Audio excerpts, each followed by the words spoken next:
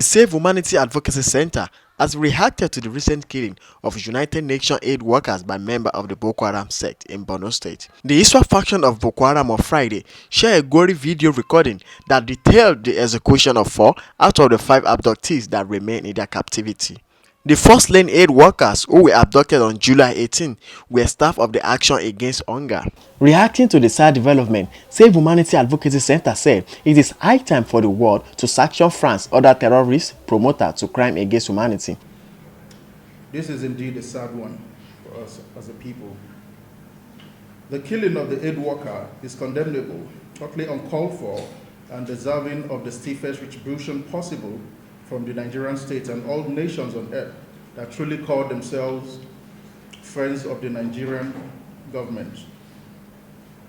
Barbarism of this magnitude call for the shedding of diplomatic pretext, as it should be met with a kind of response that will remind the terrorists that humanity is not to be toyed with on the scale in which they have done.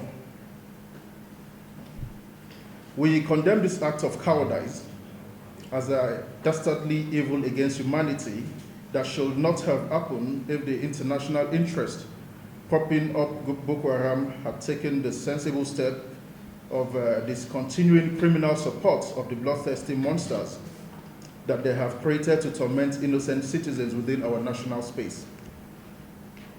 It is of this note that while the Boko Haram and its Islamic State West African province, ISWAP, iteration were taking successive heavy losses from the Nigerian armed forces, the reported escalation of French subversive activities in the region, including clandestine delivery of logistics to the terrorists, has given the terrorists the boldness to kill captives that they have held before France decided to strengthen their hands by their supply of logistics and media propaganda. The blood of the 4 aid workers is therefore as much on the hands of Boko Haram ISWAP as it is on the hands of the French government and the country's nationals the world over. We continue to aim for the comfortable life.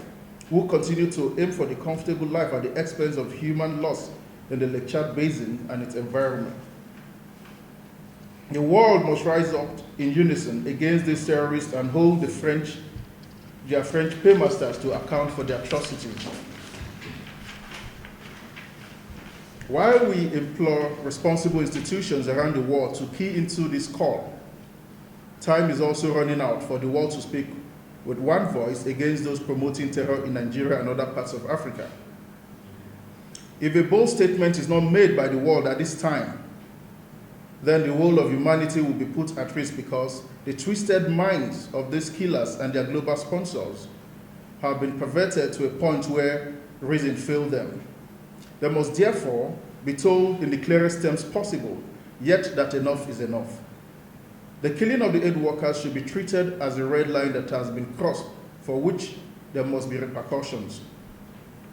As for NGOs and organizations that give covert support to Boko Haram, the murder of these aid workers is a wake-up call for them to retrace themselves, because a group of terrorists that kill their colleagues do not deserve any form of support, irrespective how morbidly such NGOs may detest the military for reasons best known to them.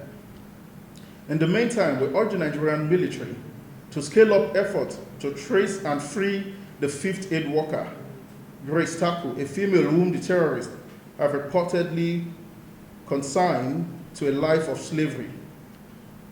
She remains the one ray of hope that the authorities will always go after those that threaten the well-being of the Nigerian state.